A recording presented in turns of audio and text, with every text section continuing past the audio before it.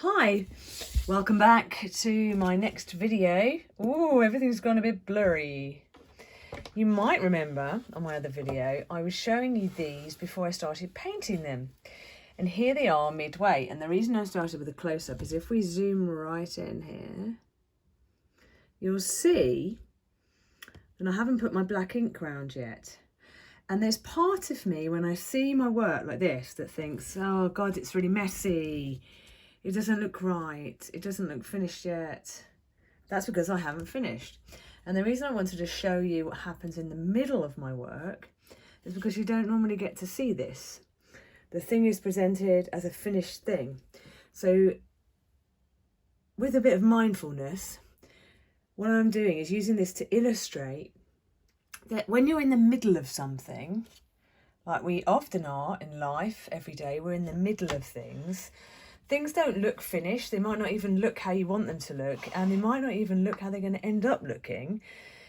And sometimes we mistake that for lack of quality or a result that we didn't expect.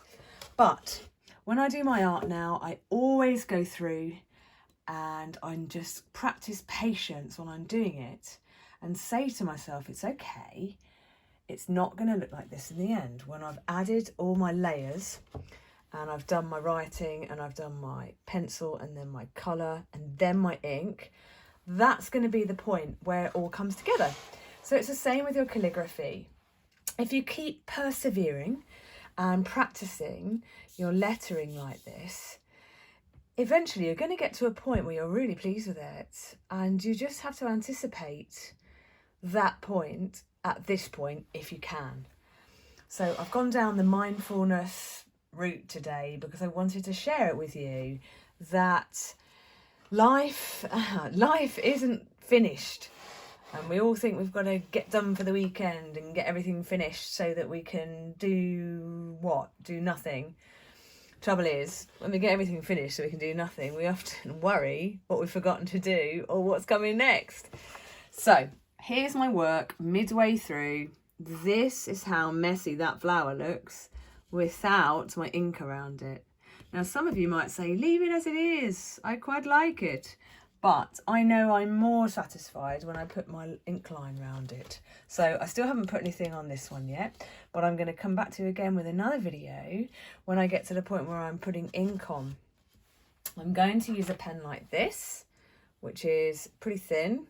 If I turn it on its end, you can see it's 0.3 of a millimetre. Okay, and then I'm also going to use a white pen like this to add a few little dots and highlights. It took me a long time to find this pen. I trialed a lot of other ones. Oops. Things like this. This is quite a groovy one, but it's water-based and it doesn't always come out bold.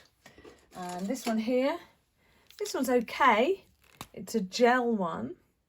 And it's not bad, and that can be adding white highlights. So I've got a choice of pens, so if one doesn't quite do it, I use the other one, and I'm going to go around everything with this first.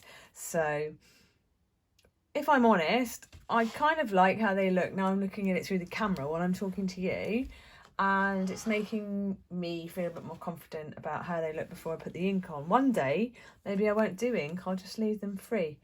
But I want them to look crisp, and I want them to look, I've had so many compliments on them before with that outline that I know that people like it. So if this is something I'm going to sell, which it is, I need them to like it to buy it. So thanks for watching this. I'm going to come back again when I've done the ink and you can see the difference, and I'll also do comparison pictures as well. Thanks very much for watching. Hope it inspires you.